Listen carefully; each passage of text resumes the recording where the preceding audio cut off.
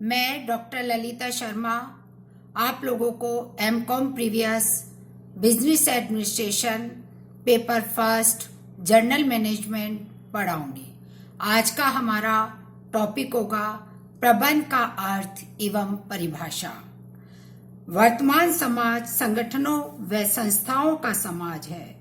हमारे जीवन का ताना बाना एवं प्रत्येक कार्य उत्पादन, व्यवसाय, शिक्षा, धर्म, राजनीति, सामाजिक उत्थान आदि संगठनों से बंधा हुआ है।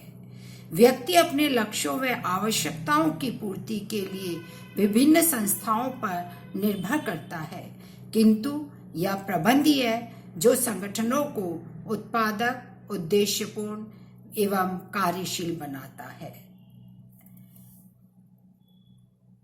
मैकफार्लैंड का कथन है कि प्रबंध भी मानवता की सर्वाधिक महत्वपूर्ण खोजों में से एक है। इसी प्रकार से केनेथ फेल्ड ने भी कहा है कि प्रबंध इस पृथ्वी का सबसे महान कार्य है, क्योंकि इससे उत्पादन संभव होता है तथा उत्पादन से मानव संतुष्टि एवं कल्याण का कार्य प्रशस्त होता है। इसी प्रकार पीटर एफ ड्रकर कहते हैं, एक आवश्यक, विशिष्ट एवं प्रमुख संस्था के रूप में प्रबंध का प्रादुर्भाव समाज के इतिहास में एक केंद्रीय घटना है। इस शताब्दी के संक्रांति काल से ही कोई एक नई संस्था, एक नया प्रमुख समूह इतनी तेजी से नहीं उभरा होगा जितना कि प्रबंध। मानवीय इतिहास में शायद ही कोई नई संस्था इतनी शीघ्रता से इतनी उपयोगी सिद्ध हुई हो तथा शायद ही कोई नई संस्था इतनी कम विरोध, इतने कम विघ्न एवं इतने कम विवाद के साथ प्रकट हुई हो जितना कि प्रबंध। आधुनिक समाज में मनुष्य को स्वतंत्रता, अभिव्यक्ति एवं सृजनात्मकता का अवसर उपलब्ध कराने में प्रबंध का महत्वपूर्ण योगदान रहा है। मानव जाति की समस्त सामाजिक एवं मनोवैज्ञानिक आकांक्षाओं व इच्छाओं की पूर्ति का आधार प्रबंध ही है।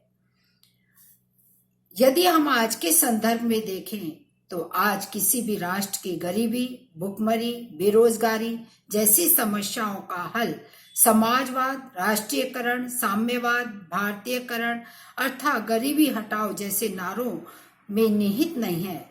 निश्चित रूप से यह कार्य कवियों, लेखकों, संतों, महात्माओं, फिल्मकारों, सिपाहियों अथवा राजनीतिज्ञों द्वारा भी नहीं किया जा सकता।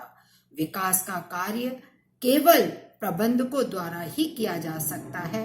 इसीलिए फ्रैंकलिन मूरे के अनुसार राजनीतिज्ञ प्राय धन का उपयोग करते हैं, जबकि प्रबंधक धन का सृजन करते हैं। अब आता है हमारा प्रबंध का अर्थ। विकसित राष्ट्रों में भी इसके सिद्धांतों, कार्यों, प्रकृति एवं क्षेत्र के संबंध में किसी सर्वमान्य शब्दावली का विकास नहीं हो पाया है। यही कारण है कि प्रबंध को विद्वानों ने अपनी अपनी सुविधा, विश्वास एवं दृष्टिकोण से समझने का प्रयास किया है। प्रबंध के अर्थ के बारे में लेखक एक मत नहीं है, क्योंकि प्रत्येक प्रबंधक, विचारक, अध्यापक, शोधकर्ता आदि ने प्रबंध कार्य को जिस रूप में देखा एवं समझा, उसी रूप में उसको परिभाषित कर दिया है। पीटर एफ ड्रकर लिखते हैं, प्रबंधक तथा प्रबंध पकड़ में न आने वाले शब्द हैं। अन्य स्थान पर लिखते हैं, प्रबंध असाधारण रूप से एक कठिन शब्द है। वस्तुतः औपचारिक रूप से यह एक बहुत नया विषय है। विभिन्न राष्ट्रों में इसका प्रयोग अपने अपने दृष्टिकोणों, विश्वासों और धारणाओं के अनुसार किया जा रहा है। प्रबंध के संबंध में कहा जाता है कि प्रबंध एक जटिल, अमूर्त प्रकृति के कारण भी इसके कई अर्थ प्रचलित हो गए हैं। वर्तमान में यदि हम देखें तो वस्तु व यंत्रों की डिजाइनें तैयार करना, उत्पादन का अभिन्यास तैयार करना होता है, तो उस स्थिति के अंतर्गत हमें प्रबंध को अपनाना पड़ता है। इस काल में लेखाकारों के लिए भी प्रबंध का अर्थ सांख्यिकी सूचनाओं, तथ्यों व चिट्ठी के आधार पर संस्था की प्रकृति का विवरण तैयार करना था। अब हम आते हैं प्रबंध की परिभाषाएं। सबसे पहली परिभाषा आती है मैरी पाकर फोलेट के अनुसार। मैरी पाकर फोलेट कहते हैं, प्रबंध दूसरों से कार्य करवाने की कला है। अर्थात कला क्या होती है? चातुर्य के प्रयोग द्वारा इच्छित परिणाम प्राप्त करना ही कला है। तो ठीक उसी प्रकार से प्रबंधक अपने चातुर्य का प्रयोग करके और दूसरों से कार्य करवाकर अपने सर्वश्रेष्ठ या सबसे अच्छा कार्य करवाने का प्रयास करता है।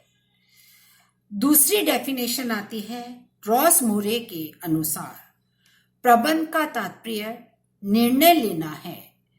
प्रबंध का तात्पर्य निर्णय लेना रॉस मोरे ने क्यों कहा? क्योंकि उनका मानना है कि चाहे हम प्रबंध का कोई भी कार्य करें, नियोजन, संगठन, समन्वय, अभिप्रेरणा एवं नियंत्रण, प्रत्येक कार्य करने के लिए हमारे पास में एक से अधिक विकल्प उपलब्ध होते हैं। उन विकल्पों में से हमें किसी एक का चुनाव करना होता है, और जब विभिन्न उपलब्ध विकल्पों में से हम किसी एक विकल्प का चुनाव करते हैं तो उस स्थिति के अंतर्गत हम निर्णय लेने का कार्य करते हैं। इसलिए उन्होंने कहा कि प्रबंध निर्णय है, प्रबंध का तात्पर्य निर्णय लेना है।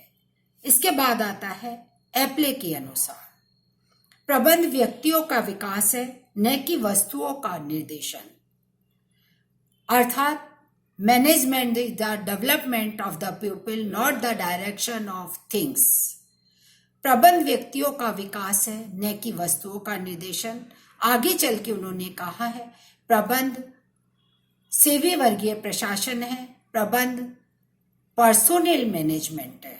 उनका कहना है कि प्रबंध का प्रत्येक कार्य मानव द्वारा संपन्न किया जाता है, और यदि हम मानव का सही प्रकार से विकास करेंगे, सही प्रकार से प्रबंध करेंगे, तो उस स्थिति के अंतर्गत प्रबंध स्वतः ही हो जाएगा।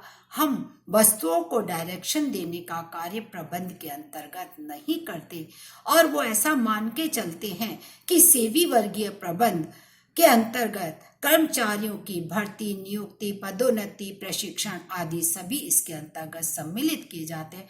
अर्थात प्रबंध सेवी वर्गीय प्रबंध है।